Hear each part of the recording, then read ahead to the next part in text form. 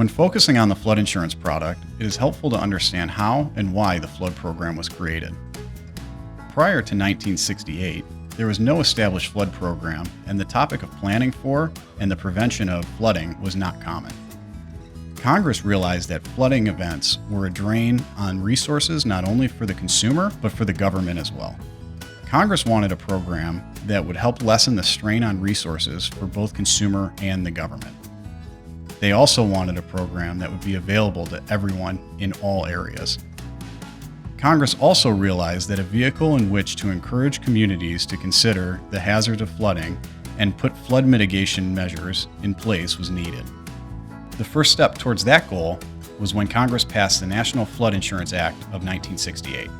Congress amended that act in 1973 with the Flood Disaster Protection Act. This act made flood insurance mandatory for properties located in special flood hazard areas with a federally backed loan. The Flood Disaster Protection Act helped protect consumers with structures in high-risk flood zones and allowed mortgage companies to protect their interests. The NFIP is designed to provide an insurance alternative to disaster assistance to mitigate escalating costs of repairing damage to buildings and their contents caused by floods. The flood program is administered by the Federal Insurance Mitigation Administration, which is a component of FEMA. These organizations all fall under the umbrella of Homeland Security. From 1968 to 1983, the NFIP operated the entire flood program. They wrote policies and did all the marketing. However, the program was growing at a slower rate than expected. As a result, FEMA believed the private insurance carriers would be able to market the product better, while recognizing private carriers wouldn't be able to take the financial risks alone.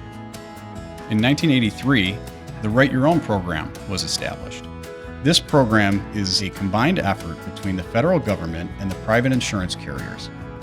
The government takes on the financial burden and backs the flood policies.